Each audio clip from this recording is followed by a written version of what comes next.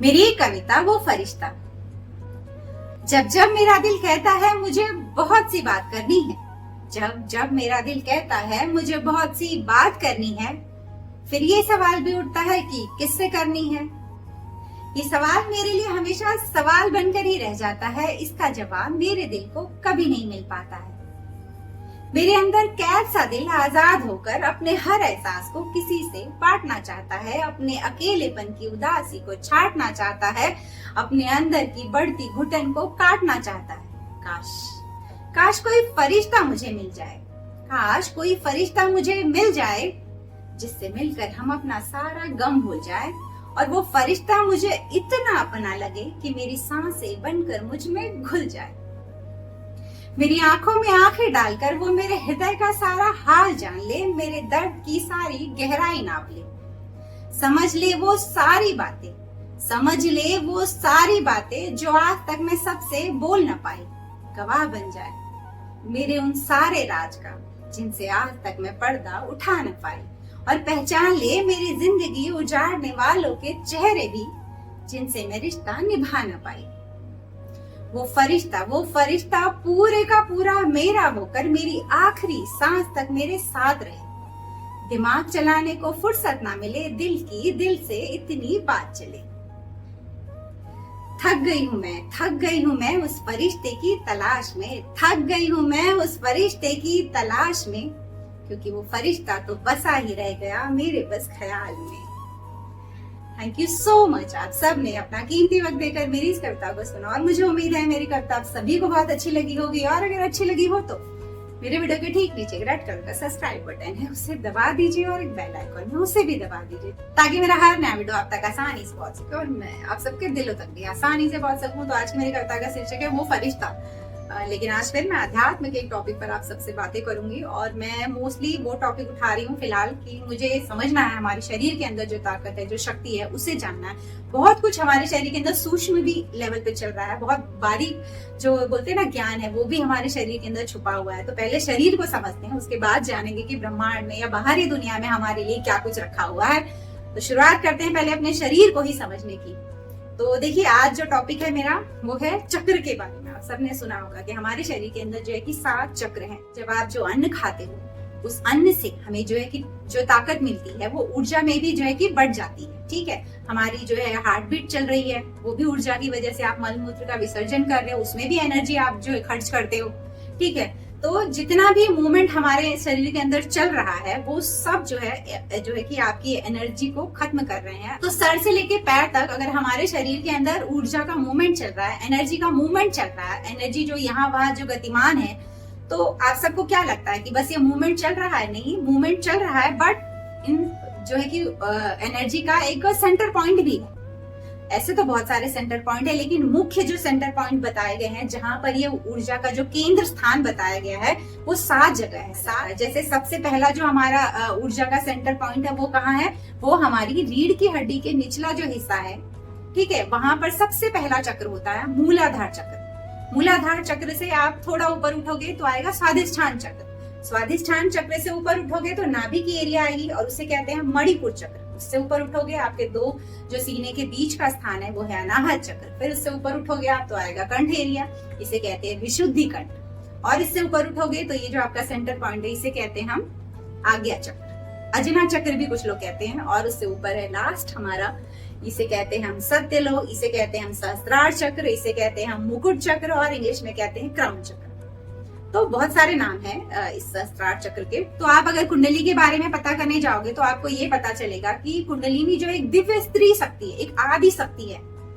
ठीक है, ये जो कुंडलिनी शक्ति 7 चक्र जागृत करके आप पाते हो ना, उसको कहते हैं कि आपने एक आदि शक्ति, एक स्त्री शक्ति पर विजय पाई। हर एक चक्र में जो एक एक शक्ति की देवी जो होती है वो रहती है, और एक एक चक्र को जागृत करने के बाद वो शक्ति की देवी को आप जागृत कर लेते हो। तो कहते हैं कि हमारे जो मूलाधार चक्र में जो है कि 3.5 फेरा मारकर एक सर्प बैठा हुआ है, वो हमारी सोई हुई एनर्जी है, जिससे हम अभी तक जिस एनर्जी को हमने अभी तक पहचाना नहीं। हम जो है कि मोस्टली जो है कि राइट साइड की और लेफ्ट साइड की जो एनर्जी है, ईड़ा और पिंगला नाड़ी है, इनमें ही हम फंसे रह जाते हैं। हम अपनी जो बीच की नाड़ी है, सुषुम्ना नाड़ी, उसको हम वो एनर्जी तक हम नहीं पहुंच पाते हैं। तो जब आप मेडिटेशन करते हो ना, तो ये जो 3.5 फेरा मारकर बैठा हुआ सर्प है, वो धीरे धीरे उठने लगता है, ठीक है, और उठता है वो आपकी रीढ़ की हड्डी के सहारे और आपके सर की एरिया को वो कवर कर लेता है जब वो सहस्त्रार चक्र तक पहुंच जाता है। तो अब जानने की कोशिश करते हैं सबसे पहले चक्र के बारे में, जिसका नाम है मूलाधार चक्र, जो हमारे रीढ़ की हड्डी के सबसे निचले हिस्से में होता है।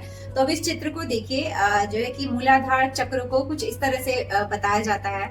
तो इस चक्र में देखिए जो अंदर लिखा हुआ शब्द है वो है लम। लम का अर्थ है जो है कि डाकिनी। अब डाकिनी का अर्थ क्या होगा ये आप लोग सोचोगे, तो डाकिनी देखिए माता जो काली है, उनकी एक सेविका का नाम है। ये देवी का निवास है इस मूलाधार चक्र में, और हर चक्र के देवी देवता भी होते हैं। तो जो कि मूलाधार चक्र सबसे पहला चक्र है, शुरुआत कर रहे हो आप एक शुभ काम की, अपने शरीर के अंदर के पहले चक्र पर आप अपनी जीत पाने जा रहे हो। तो इसलिए इस चक्र के देवता है गणेश जी और जो है कि माता काली। तो इन दोनों देवी देवताओं के आप ध्यान करके लम शब्द जो इनका बीज मंत्र है, लम यानी आप इस शब्द का जो है जाप करते रहेंगे तो ये जो है चक्र जो है एक्टिव होता है, ये जागृत हो जाता है, ठीक है। अब आप इस चित्र में देखेंगे कि जो है कि इसमें जो है 4 पंखुड़ियां बनाई गई। 4 पंखुड़ियों पर जो भी जो शब्द लिखे हैं ना, वो हमारे शरीर के अंदर के 4 मुख्य उस हिस्से के, उस नीचे के एरिया के 4 मुख्य विकार हैं, उन पर आपकी विजय हो जाएगी। तो उस विकारों से आप मुक्त हो जाएंगे। 4 पंखुड़ियां यानी उस जो है कि चक्र से जुड़े जो 4 दोष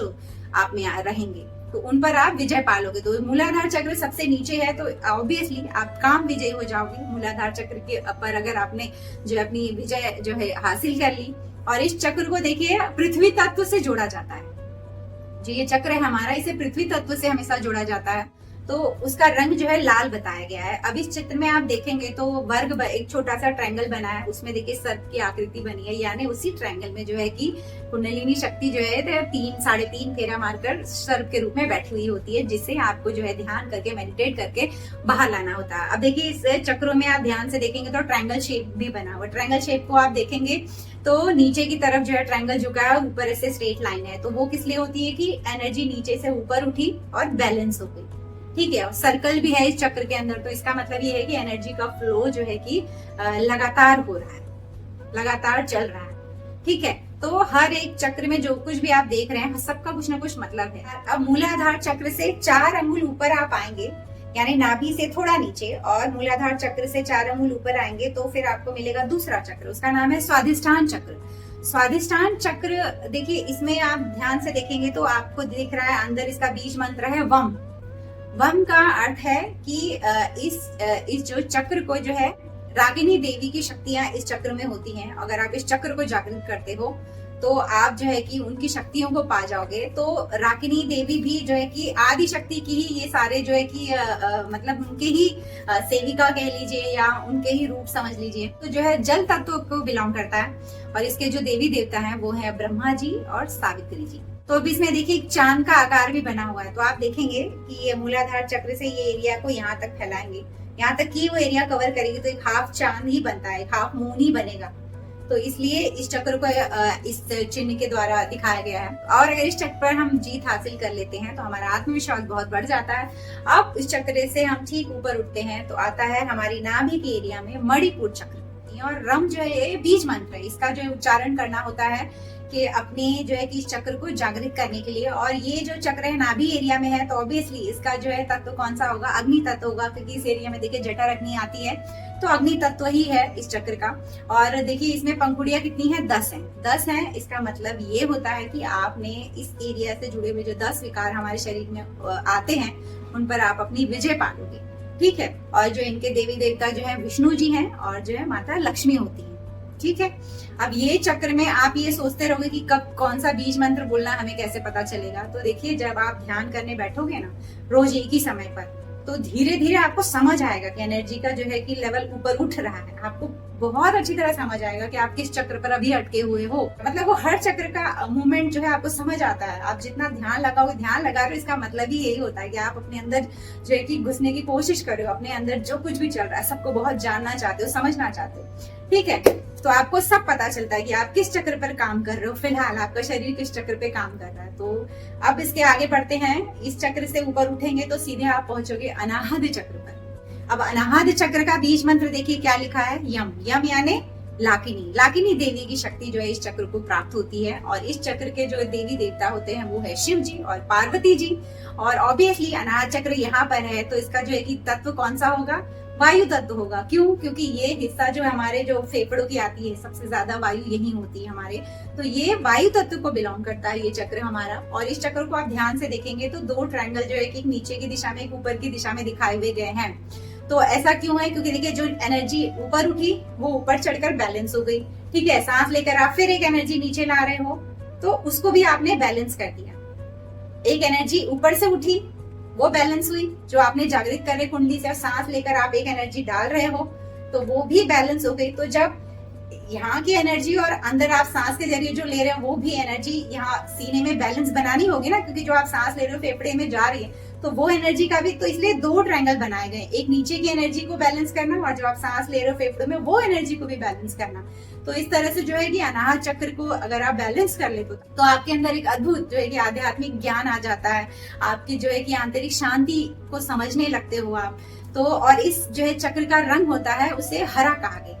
और अनाहत चक्र में देखिए जो है कि 12 पंखुड़ियां हैं, यानी इस एरिया में जो है कि विकार उत्पन्न होते हैं वो है 12 तरह के होते हैं, उनके नाम भी जो है कि आप देख सकते हो। तो उन सारे विकारों पर जो है कि हम अपनी विजय पा लेते हैं, ठीक है। अब उसके आगे बढ़ते हैं, हम आता है विशुद्धि चक्र। ये कंठ जो है वो है आकाश तत्व को बिलोंग करता है, और आकाश तत्व है तो ऑब्वियसली इसका रंग क्या होगा, नीला होगा, ठीक है। अब इसकी जो पंखुड़ियां हैं वो देखेंगे आप 16 पंखुड़ियां हैं, तो मतलब यहाँ पे जो है 16 तरह के विकार हमारे अंदर आते हैं। वो सारे 16 तरह के विकारों पर आप अपनी जीत हासिल कर लेते हो। तो जो कंठ है ना, ये यहाँ पे जो है कि इसका बीज मंत्र देखिए है हम यानी होता है शाकिनी। शाकिनी देवी की शक्ति जो है कि इस चक्र को मिली हुई है, और इनके जो देवी देवता हैं वो स्वयं आदि शक्ति हैं। और जब आप इस हिस्से पर अपनी विजय हासिल कर लेते हो, जब आप इस पर अपनी विजय पताका लहरा लेते हो, तब फिर क्या होता है, तब फिर जो है कि आप जो है कि भूख प्यास किसी भी मौसम में सरवाइव कर ले जाओगे, आपके अंदर वो शक्ति वो पावर आ जाती है। विशुद्धि कंठ से हम ऊपर पढ़ते हैं तो आता है आज्ञा चक्र। ये हमारे दोनों पांव के बीच में, जो दोनों आईब्रो के बीच का जो हिस्सा है उसे कहते हैं हम आज्ञा चक्र, या फिर अजना चक्र भी कुछ लोग कहते हैं। तो इस पर देखिए ध्यान से आप देखेंगे तो इसका बीज मंत्र जो है कि ओम है, ठीक है। ये जो यहाँ तक के जो चक्र है ना, ये पंच तत्व पे आपकी जीत हो गई। अब जो यहाँ और यहाँ के जो 2 चक्र बचे हैं ना, ये आपको अलग लेवल पर ले जाते हैं, इस पंच तत्व के आप ऊपर उठ जाते हो। तो ये जो आज्ञा चक्र है आपका, इस आज्ञा चक्र में आप देखोगे तो जो है कि इसका बीज मंत्र है ओम। ओम शब्द का उच्चारण करने से यहाँ का जो है कि आपका चक्र जागृत होता है। और इसमें ध्यान से देखेंगे आप तो इसका जो है कि पंखुड़ियां जो है इसमें सिर्फ 2 ही हैं। क्यों 2 हैं? क्योंकि देखिए आप यहाँ तक अगर आप पहुंच गए, आप इतने सारे चक्रों को जागृत करके यहाँ तक पहुंच गए हो, तो इसका मतलब शरीर के अंदर जो 2 तरह की एनर्जी है, ईड़ा और पिंगला, उस पर आपने अपनी जीत हासिल कर ली। देखिए हम हमेशा उलझे रहते हैं, सही गलत, अंधकार प्रकाश, सुख दुख। तो जो 2 पहलू है ना, हर एक चीजों के, हर एक बात के जो 2 पहलू है, उन पर आपने अपनी जीत पा ली। तो ये 2 पंखुड़ियां जो है ना, वो इस 2 तरह के विकार से हमें मुक्त कर देती हैं। आप अगर यहाँ तक पहुंच गए, इसका मतलब आपको सुख और दुख का जो है कि समभाव से लेना आप सीख जाओगे। देखिए इस चक्र का जो रंग है वो भी नीला ही है, ठीक है। और इस चक्र का जो तत्व है वो पंच तत्व तो आपने जीत पा ली। पहला जो था पृथ्वी तत्व था, फिर जल तत्व था, फिर उसके बाद आप ऊपर उठे तो यहाँ का जो था अग्नि तत्व था, यहाँ पर था वायु तत्व और यहाँ पे था आकाश तत्व। ये पंच तत्व आपने विजय पा ली। तो ऑब्वियसली अब यहाँ कौन सा तत्व आएगा, यहाँ पर आएगा प्रकाश तत्व, क्योंकि आप यहाँ पर आए तो आपके जो है कि दिमाग में प्रकाश फैल जाएगा, आप एक अलग लेवल पर पहुंच जाओगे। तो ये प्रकाश तत्व को बिलोंग करता है, ठीक है। अब आपने जान लिया आज्ञा चक्र के बारे में, ठीक है। अब उसके बाद आगे बढ़ते हैं तो लास्ट जो हमारा आता है सहस्त्रार चक्र। और इस चक्र में देखिए आप ध्यान से देखेंगे तो 1000 पंखुड़ियां, मतलब आप अगर यहाँ तक पहुंच गए तो आपके अंदर के हजारों विकार खत्म, मतलब आपकी आत्मा शुद्ध हो गई, ठीक है। और इस जो है चक्र का ना कोई तत्व नहीं होता, क्योंकि आपने जो है कि पंच तत्व में विजय हासिल कर ली, फिर आपने जो है कि प्रकाश तत्व तक पहुंच गए, तो फिर इस चक्र का देखिए कोई तत्व नहीं होता। इसका रंग जो है कि बैगनी होता है। तो यहाँ तक पहुंच गए अगर आप, तो समझिए आपकी कुंडलिनी शक्ति जागृत हो गई है, आपके अंदर जो सोई हुई शक्ति है, जो सोई हुई एनर्जी है, जो सोई हुई ऊर्जा है, वो जागृत हो गई। ठीक है। और देखिए, जो ये बातें मैं कह रही हूँ, ये हम कर सकते हैं, लेकिन कहते हैं कि गुरु के अंडर में कर सकते हैं। पर मेडिटेशन तो आप सबको करना ही चाहिए, और एक ही समय पर रोज करिए, 20 मिनट करिए, कम से कम करिए। चलती हूँ, एक और नए वीडियो में आप सबसे मेरी मुलाकात रहेगी। तब तक उस दोस्ती बनाए रखिएगा। किससे?